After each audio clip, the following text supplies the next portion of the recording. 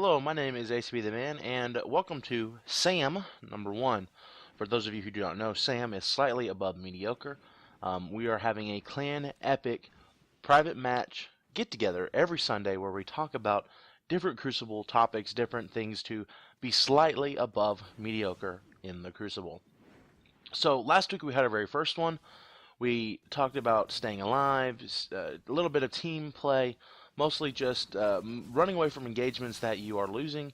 But this week we had a couple of different topics that were essentially basics we think, and by we I mean Budafin again and myself, think are needed to play well in the Crucible. Now, the reason it's called Slightly Above Mediocre is because we don't claim to be PvP gods. We don't claim to have the magic cure to get you to the lighthouse, but we want you to have a little bit more fun while playing the game and maybe stay alive a little bit more so you can make sure you have fun in the game and don't get discouraged because you are not doing as well as you want. A little bit of heads up, I tried to record our session from before, and so this audio may not match up exactly with the video in the background, but I should have something on the screen kind of going over what we're talking about. So first off, some basics we want to talk about. We have third-party apps and third-party websites that are not Bungie. We have Destiny Item Manager, Tower Ghost, Ishtar Commander are apps that can help you look at your loadouts, help you switch things from character to character. Destiny Item Manager and Tower Ghost can tell you the roll on your weapons, and armor, and tell you like your armor, if it's tier 12 or not, different things like that. And so it may be a good idea to look at those to see how good your armor is. Now, DIM, in a couple of weeks, maybe in the summer, is going to start rolling out a beta program for how well your weapon roll is, so you can click on your weapon and your weapon will say, oh, everyone who has this and voted on it voted it a 3 out of 5 or a 4 out of 5 or a 1 out of 5, so you can know if your specific weapon roll is good or not. So that's a very good website. Third-party websites to go to are Destiny Tracker, Guardian.gg, Guardian.theater, DestinyTrialsReport.com, reddit.com/r/Crucible Playbook, or reddit.com/r/Destiny the game. Now these are all sites that can either give you tips and tricks, what people are using, different things about it. For Reddit, they're talking about the things that are maybe the best.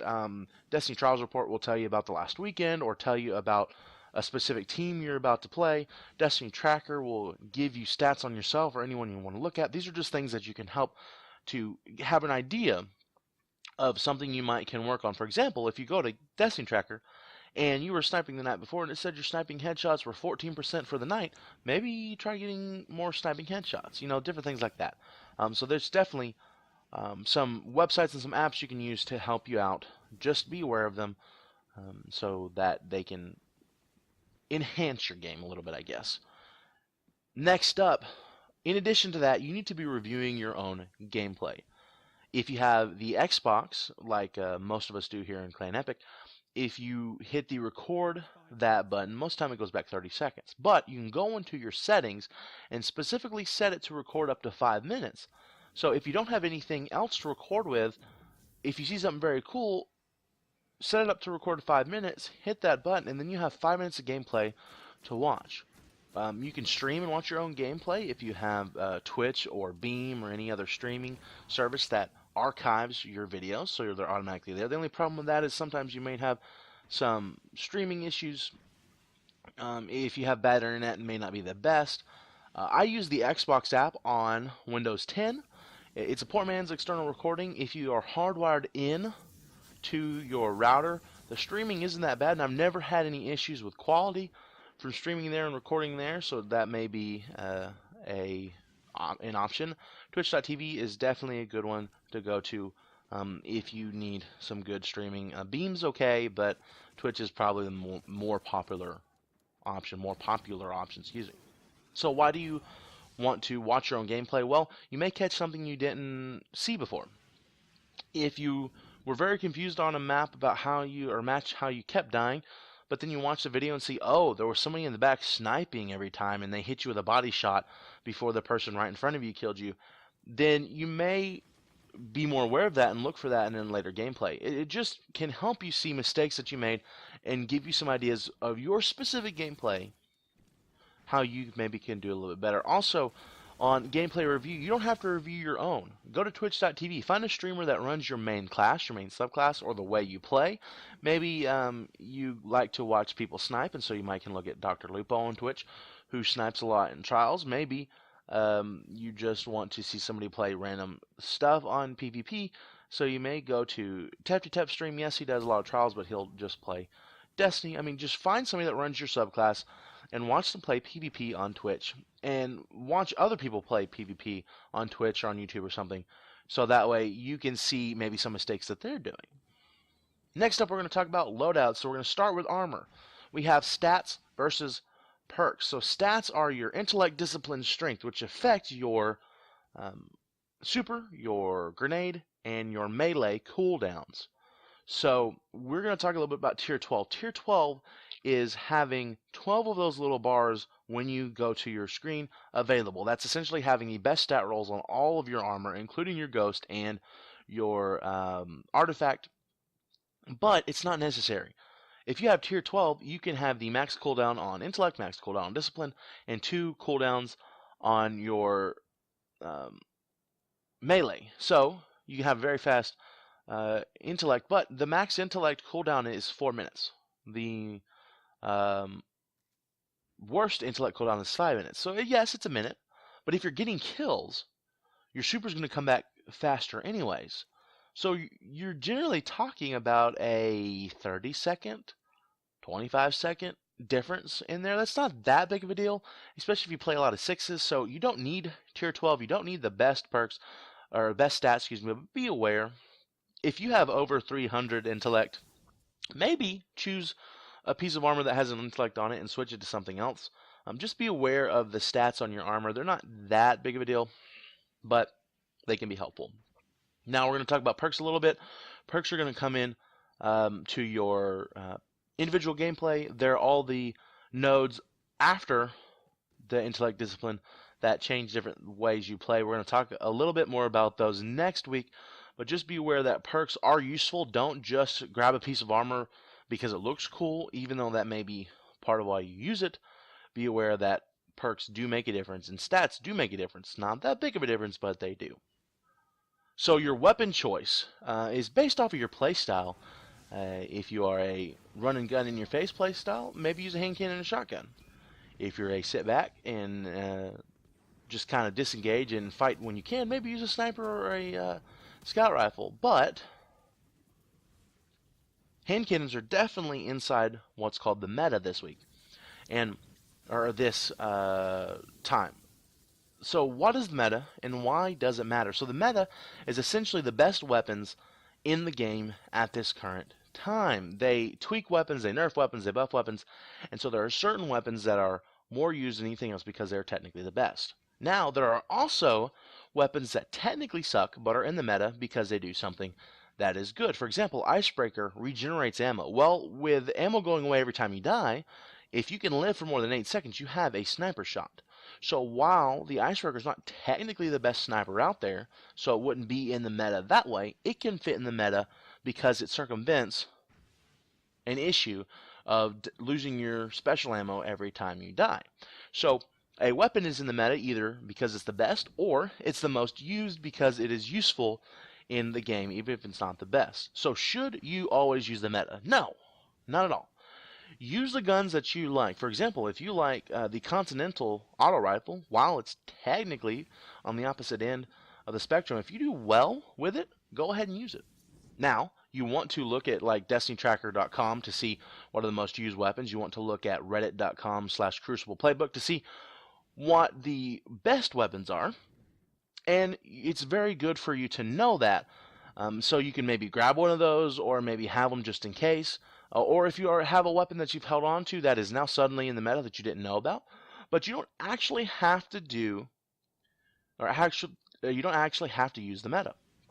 Now, when you need to go to the meta is when you're hurting yourself, when you are just dying over and over and over, maybe switch, maybe try to find a gun that's a little bit better. For example, the most used gun is the Palindrome hand cannon. It is a medium rate of fire, medium impact hand cannon. Well, maybe you don't have Palindrome, but maybe you have another medium rate of fire, medium impact hand cannon. It's good too because those are all good. It may not be as good as a Palindrome, but it's very good because that type of hand cannon is good. So, if you find yourself using certain weapons or certain subclasses and you're just dying over and over and over and over and over and over and over, switch up. Maybe try to find something that's in the meta. But if you're using certain weapons that may not technically be the best, but you're doing well with them, don't change. Very quickly, the artifact, you might want to have more than one, but use the artifact that matches your playstyle. I use the Memory of Yolder just because I get infinite sprint, essentially. But maybe you like the artifact that shows when the enemy supers are full or enemies have low health or something like that. So just use the artifact that you like and stick with it. It's your gameplay. Now, I say the artifact pretty much is you're going to stick with it. Weapons can be changed. Weapons are going to change. But the artifact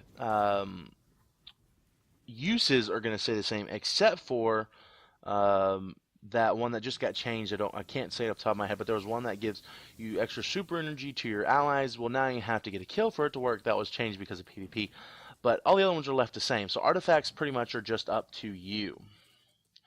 So next, use your radar and your in-game audio and visual cues to gain a little bit more knowledge. Everybody knows what hammers sound like, but do you know what a bubble popping sounds like? Everybody might know what a golden gun sounds like, but can you tell a smash across the map from a Nova Bomb? Well, granted, if it's across the map, the smash versus Nova Bomb isn't going to do anything for you. But if there is a Titan and a Warlock on the enemy team coming towards you, and you hear a Nova Bomb, that Titan rushing you may have the smash still. Different things like that. You need to use in-game audio and visual cues on what supers are going off, what enemies might have.